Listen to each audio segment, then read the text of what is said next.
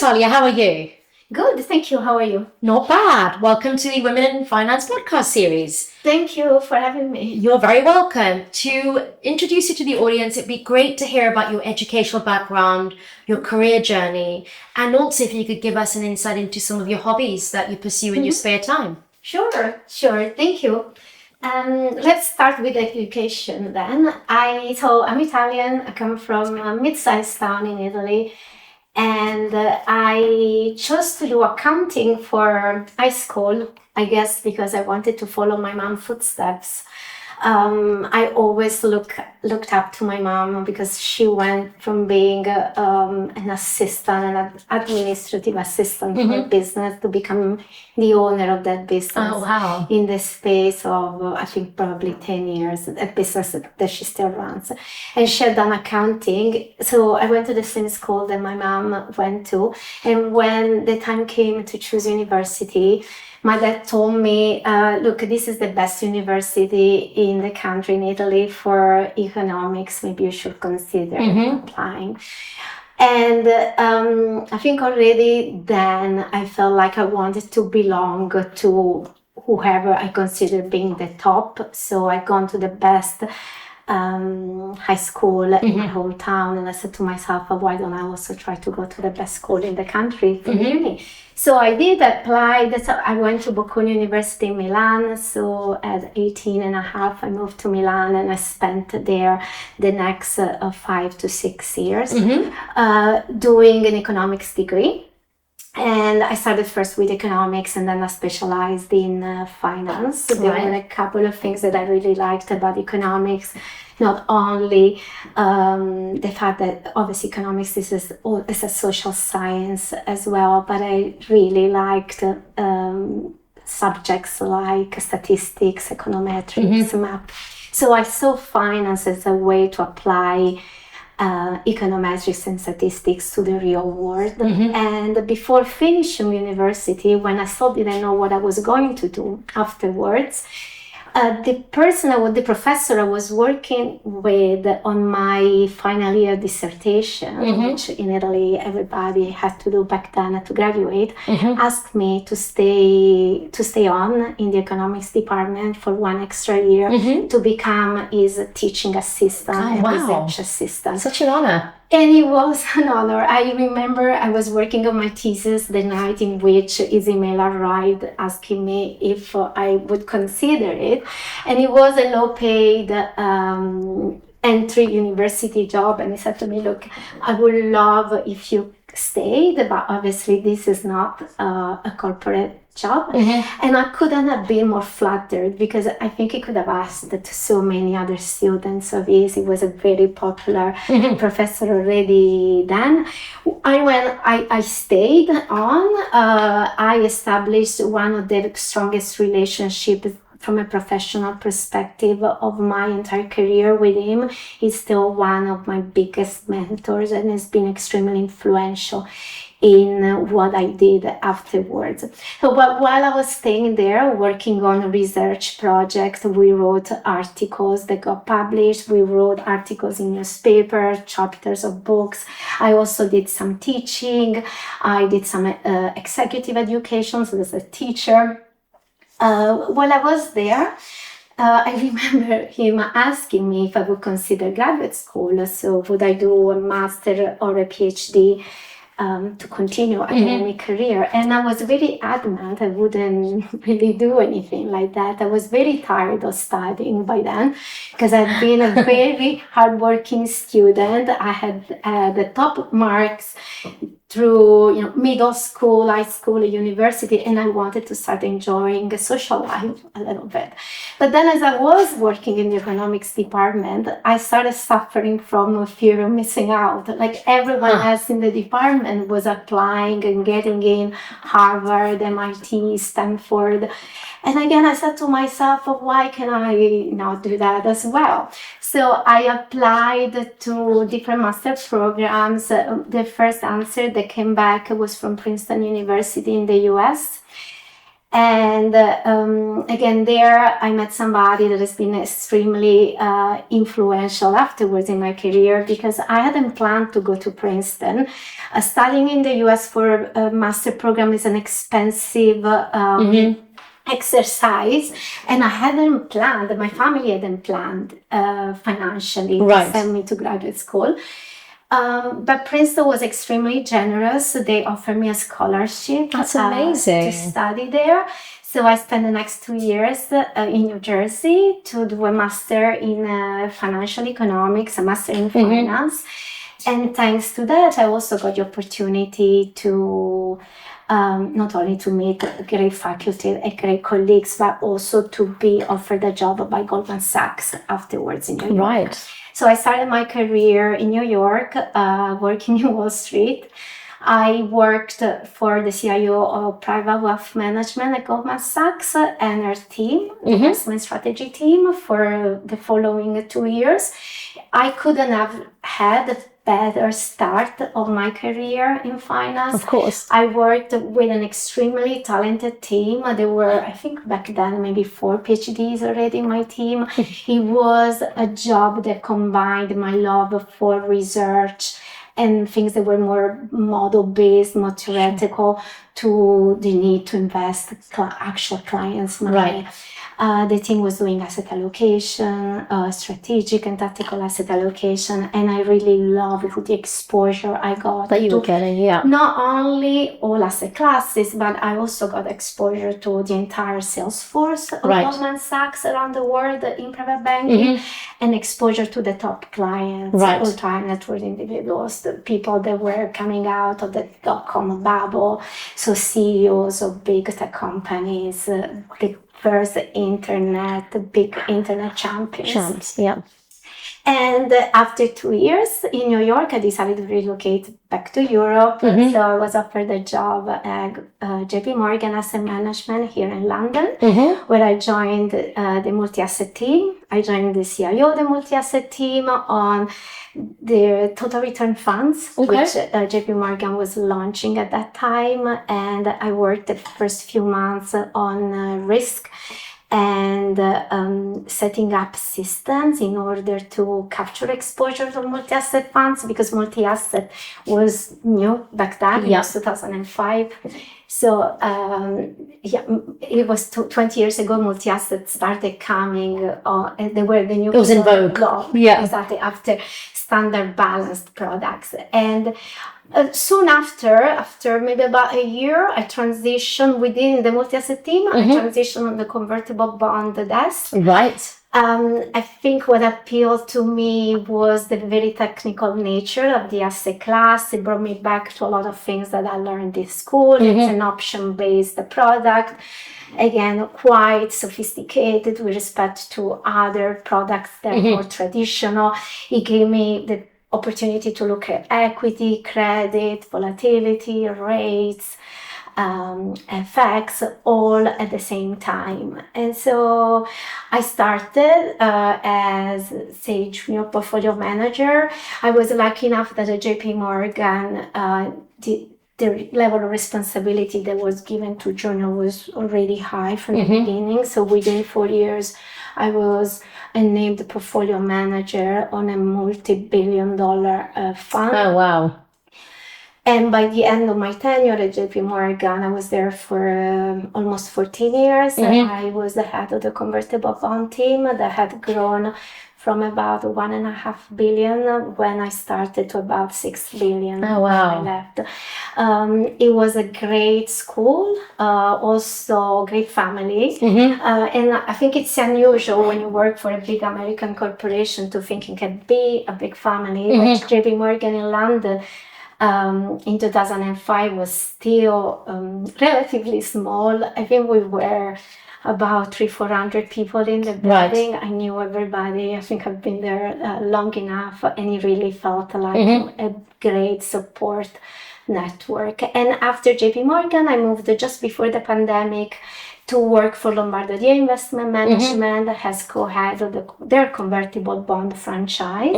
Again, a multi-billion-dollar business, quite central to the revenue stream of the company. So a big role with a big exposure and a larger team underneath.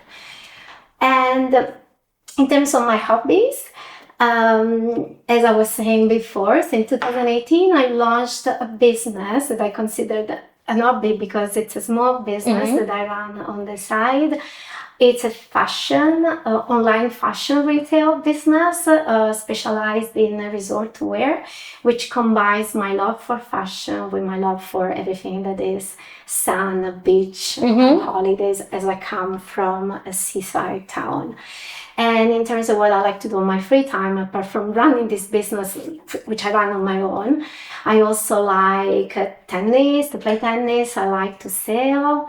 And I picked up cycling during COVID, road cycling, which is another great sport where that can be, an individual sport, but also a team sport. And I also do weightlifting. Oh, wow. A lot of people laugh about. Obviously, it's relatively small weights, but I really like the challenge of increasing weights as you go. On in the sport. So a lady of multiple talents. Yes. And so just maybe touching on, and you've given us some insight into your career background. What made you choose a career in finance? Of course, for you, there was a love for accounting and you saw your mum sort of progress through the ranks and, own a business. But what led you to that? What traditionally has been quite a male-dominated society? I would say, first of all, that I never thought about male-dominated industry when I joined the industry. I don't know if it's because back then we weren't really talking about this, or because I just didn't even see it. Yeah. But as I was at Bocconi University, I was very intrigued by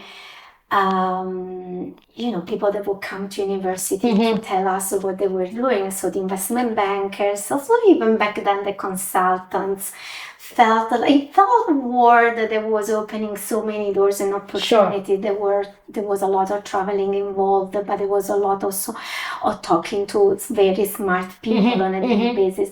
I think the reason why I chose finance though was more linked to the fact that it was really a way to apply things that I liked in school to real life scenarios. In my day-to-day job, I get to my role today as an investor is to know as much as I can about what's going on around me, formulate an opinion around it, and then come up with an investment thesis and trades that hopefully leave the clients better off than when we started. But the fact that my job is to be informed, my job is actually being the recipient of a lot of information and elaborated information, and then utilize tools that can be quantitative tools or qualitative tools to analyze that information, for me puts me in such a privileged position, because who else is asked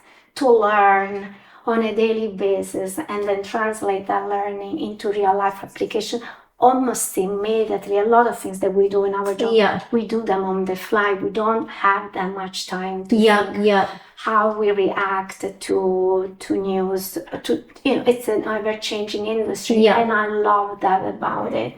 And it has given me the opportunity to meet people from all walks of life, from everywhere in the world. I've traveled extensively to Asia thanks to my job, which I don't think I would have done otherwise as much as I did.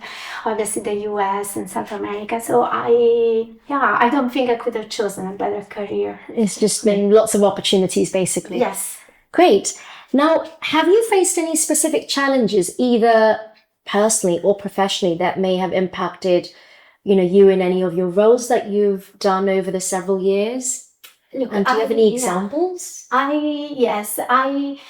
As most individuals, male or women, I have had the challenges, personal and professional, during the past 20, 25 years. Not always things have worked out Of course. the way I was envisaging them. Many times I had to wait for things to work out. Things did not happen necessarily when I was expecting them. And I'll give you a very quick example. When after a few years, I don't remember how many, of being of having the title of executive director at JP Morgan, I asked to be put forward for an MD promotion. And I remember my manager back then telling me, maybe we need to wait 1 extra year. And I was very adamant that we actually tried. At that time, instead of waiting, I felt I had achieved what it needed to be achieved in order to be promoted.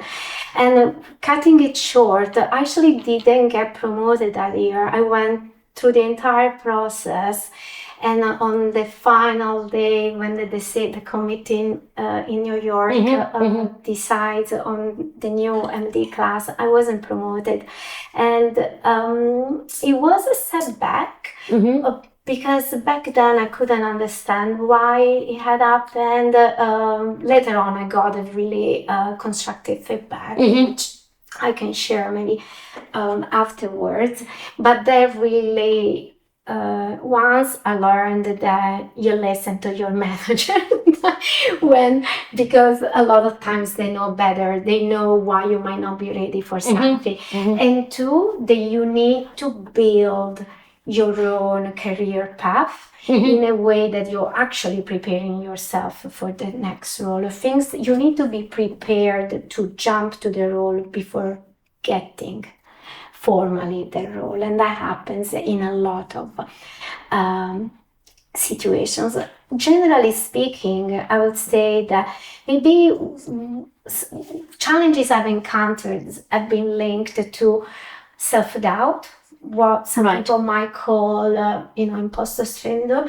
Again, something that I think is much more common than we believe, and not only with women. There are a lot of men that have self-doubt. I think self-doubt is a common feature also people that are high achievers, and I always remind myself of the fact that if I didn't want to strive for a better version of myself, I probably wouldn't question myself. And at times, maybe also a fair point. My at times, maybe I felt my skills or competencies were challenged by others. But I think in these sort of situations, one needs to remember that self-doubt is not defining you. It doesn't define your skills, your experience, and expertise. It's a way to stop and check where you are, take stock, and remind yourself of what you have achieved until that point. I think I wouldn't be sitting here today if I hadn't done enough self-reflection on those moments, and if I hadn't actually decided to consciously move forward. There are different ways you do that. I think over time you become better and better because you go back to examples of challenges you already had and remind yourself of how you overcame those challenges. I think when you, for example, in the moment in which I had self-doubt, I went back to getting more prepared. So from a competency point of view, from a skills point of view, I went back to, if you want, the books, although I'm talking more figuratively rather than practically, but I would say it's being prepared and then sit back at the same table where you maybe got a rejection and have that conversation again and have the conversation again, but in a more aware and more prepared way. It has definitely helped overcoming those situations. So you sort of touched on imposter syndrome and self-doubt, and actually, but there may be a slight negative, but that really helped you propel your career to where it is today. Do you think there's also a flip side to that when there's self-doubt, it could be perceived as somebody who's not very confident? And you think it's a good balance to strike between self-doubt and appearing confident because you really know the job? Yeah, I think, look, a lot of self-doubt it's internal. Yeah. A lot of times it's not perceived as a weakness from the outside world, but it does penalize the individual in the moment in which that self-doubt becomes so pervasive that you don't show up at the same table being as assertive as you should be. This is still a very competitive industry. Yeah. It's a fast-paced and pressurizing industry where clients, for example, are allocating their wealth to us and my specific, role. Yeah. They need to be confident that they're giving their wealth, their investors' wealth to somebody that is really confident about the capability. And I don't think the client necessarily doubts the capabilities, but they want to also make sure that the role is covered by somebody that has it's stayed in periods of crisis. You need to be able to demonstrate that if things become more difficult, you will know how to navigate a crisis. Yeah. And we have crises in our industry very often, more often than people think. So being steady and remind yourself of what took you to get there, I think is one of the best way to bring yourself back into your power. Sure. No, thank you for that. Now, you've sort of answered this question, but there may be something to add. How did you overcome some of these challenges you talk about? So self-doubt, imposter syndrome. Look, I think there is a few things that I've done. One is to remind myself and others of the value I bring to the table, and also remind myself and others of the values I stand by. Right. The values that I grew up, that I was educated with. So values of fairness and, if you want, justice, strong work ethics. These things are, I do strongly believe in values of fairness. So I haven't been shy about making my voice heard when I felt things could have been dealt in a way that was fairer, either for me or for other people, members of my team, members of other teams, colleagues, friends, and so on. And then I think utilizing my network, my support network, as either a comfort blanket or as a springboard that propels you. It's important to go back to your network in those moments of self-doubt, because one, they give you some of the confidence back that you might not see in that specific moment. They'll be there for you, like they'll be there to listen, and it also will give you a different perspective in the later stage of my career. So more recently, I've also utilized an executive coach, which gives me a different perspective of some of my beliefs.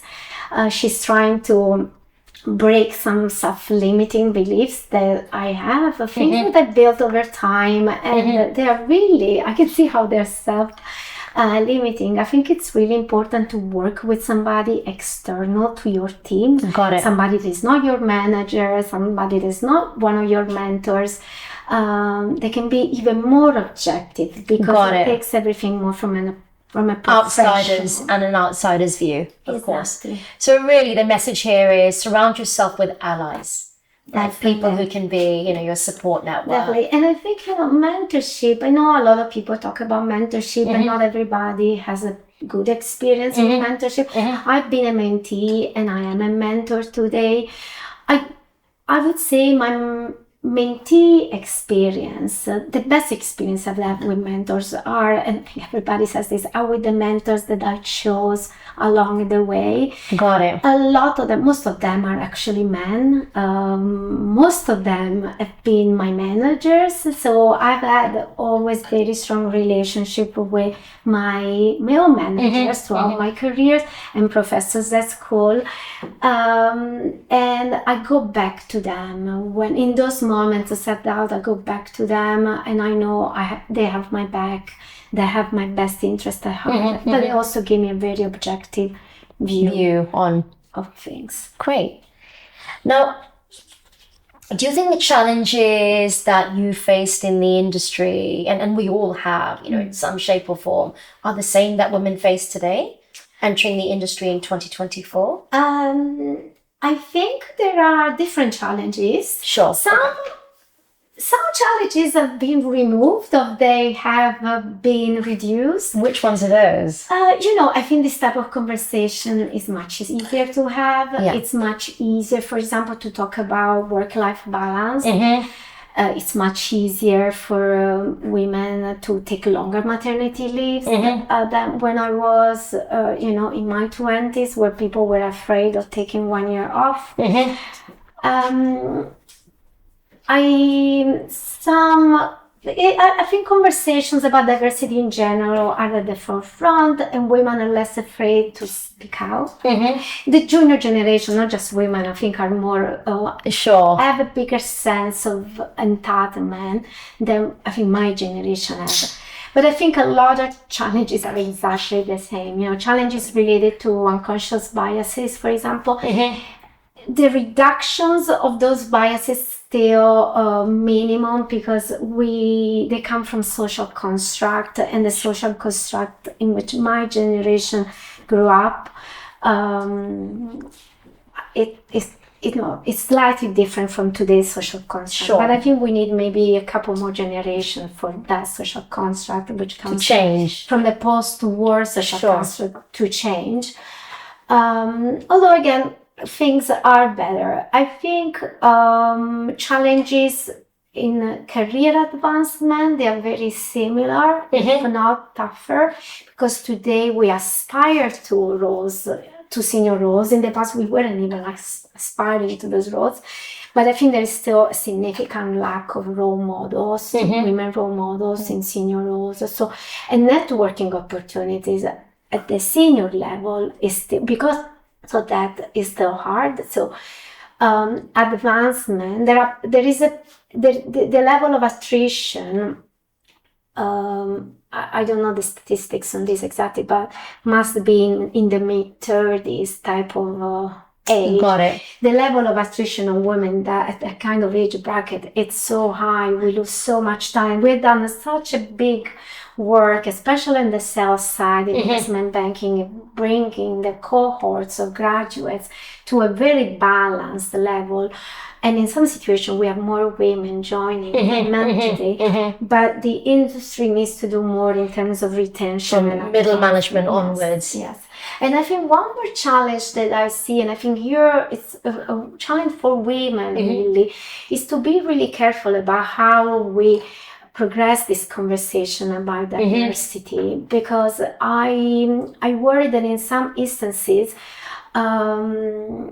we lose, or I'm worried that the goal of more inclusive teams is lost in a conversation that is more women against men versus women with men in the industry. The emphasis needs to stay on inclusion and diversity, collaboration, teams and collaboration, because what I worry about is men shying away from having those genuine relationships with female colleagues because they fear missteps. So I hope women don't end up alienating men in the industry. The conversation is about being allies and being team members.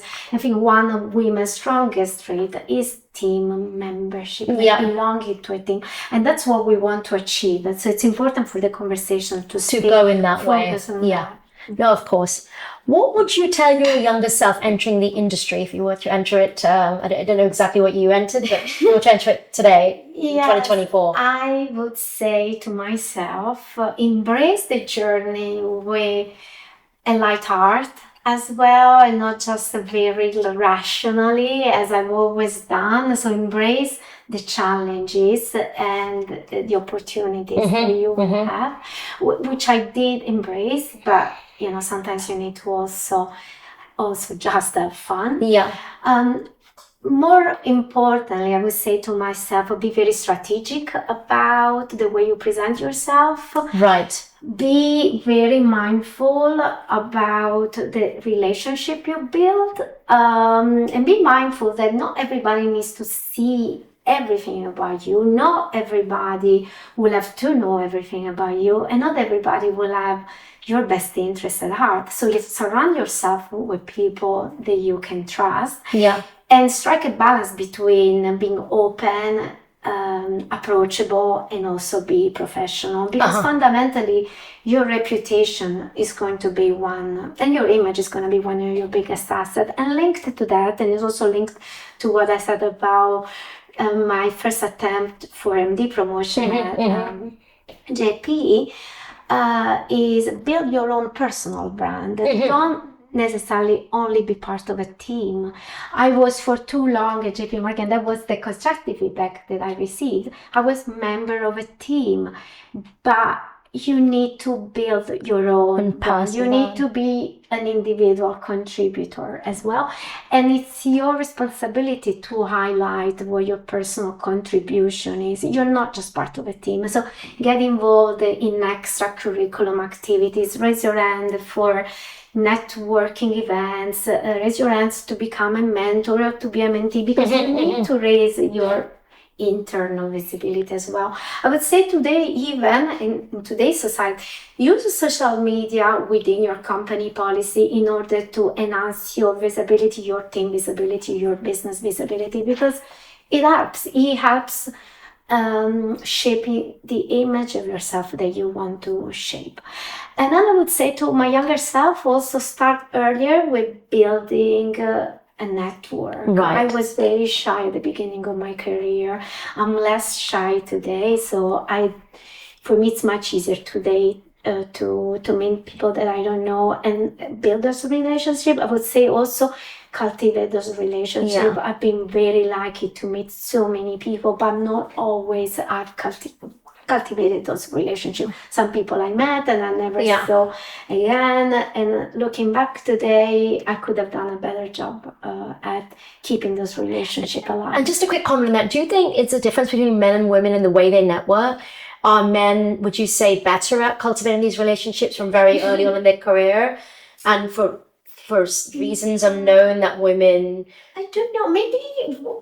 I don't know if we don't value it enough and we need to be told that it's important. I think maybe some of it is, some people are more reserved than others.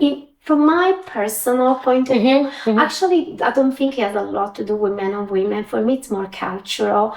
I found, for example, Anglo-Saxon cultures are more used to network, while Italians, although this might be a misconception, they tend to do it less. Interesting. In a professional setting. It's more social. It's more social, but at least this is my perception. I might be wrong, but and it might be the way I was brought up. But for me, it's been different. Maybe. And also maybe it is that for some women who want to network, maybe often they find that they're just hanging out with groups of men. And then obviously that's not something we can change overnight. You know, that as you talked about the funnel. Yeah. You know, a lot of women coming in. Yeah. So it also could be the social context that actually I'm going to be networking with a group of men. Nothing wrong with that, absolutely at all. But maybe there's, you know, no overlap in topics. Maybe I don't want to be in the pub and have a drink, as an example. Yeah. Talking from my own experience and some of the other people I've interviewed.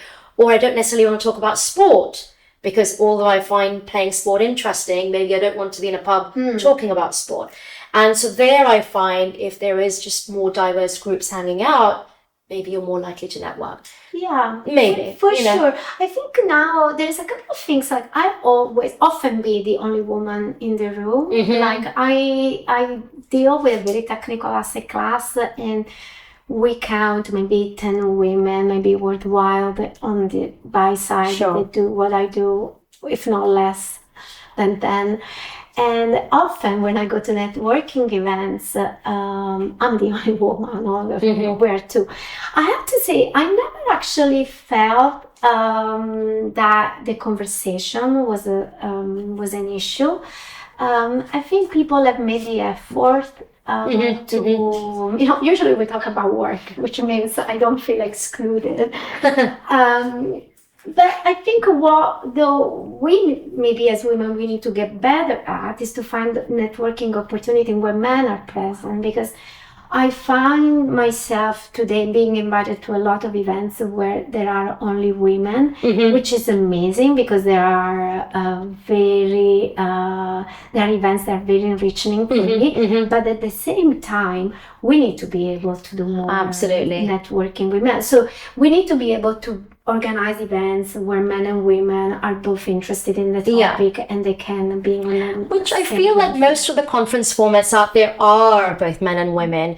Also feels like women are just a step behind, so they're thinking, okay, well, we haven't really done very much networking, so let's do the sort of conference format where they're 2/3 men, and let's also do this sort of only women, so build up our confidence. In some cases, obviously middle management, you're very used to it, but junior women especially, let's build up our confidence and let's then plunge ourselves into the world.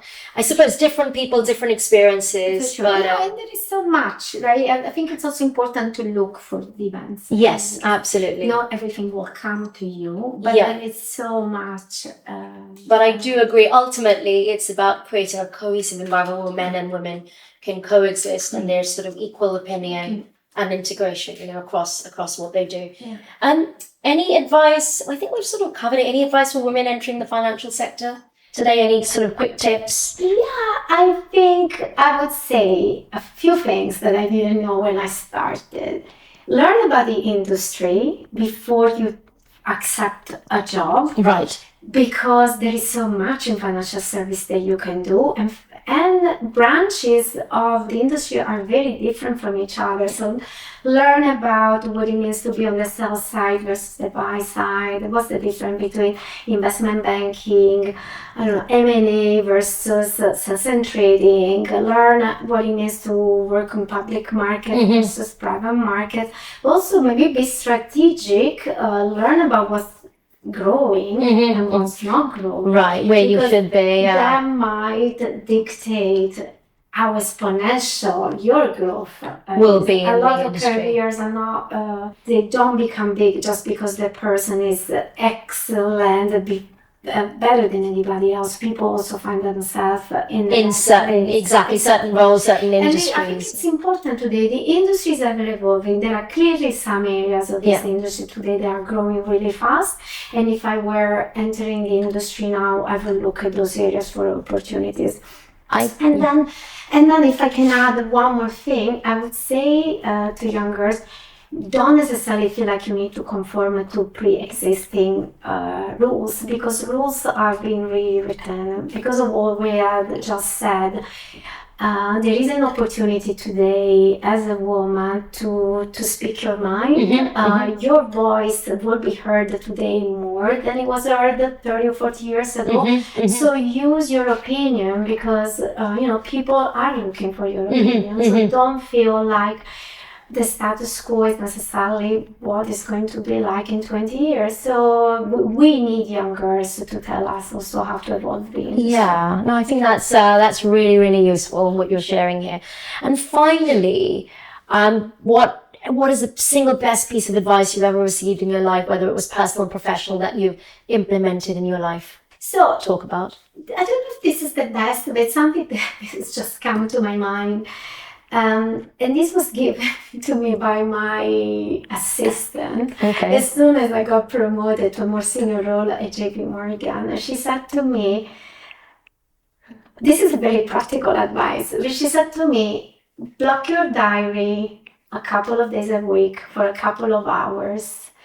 People will think you have meetings, but use that time to do what you need to do to feel more prepared for your next meeting, for the next week, for the next strategy committee. So use that hour, those 2 hours in which you're not going to be interrupted, to read, to make the phone calls that you need, but also maybe to go out for a coffee and have a networking coffee. So carve out some time out of your diary to do what you feel like you need to do. To grow. Yeah. to grow, because too often our diaries are full of meetings back to back that we didn't even organize. And at the end of the week, often I feel like, what did I do this week to grow myself as a professional? There were so many things that I wanted to read this week, and I didn't have time. And maybe I'll try at the weekend, but maybe I won't have And time. that won't happen. And Maybe, sometimes I feel like that hour that you take out where everybody's going to think you're a meeting, but you're actually in a conference room reading, is going to be so additive for you, but also for your team. Yeah. You can, you can have a session with a coach about leadership. You can have a catch up with your team members, whatever it is, but take some time out. It can be an hour a month, whatever it is, but now actually do it. And she said to me back then, most senior people do it. I don't know if this is true, but this is what she saw from people's diary. And I have implemented that since I was given this advice, and I felt better for it. Great. Thank you very much, Natalia. Thank you. Thanks for appearing on the podcast. Really appreciate that. Pleasure.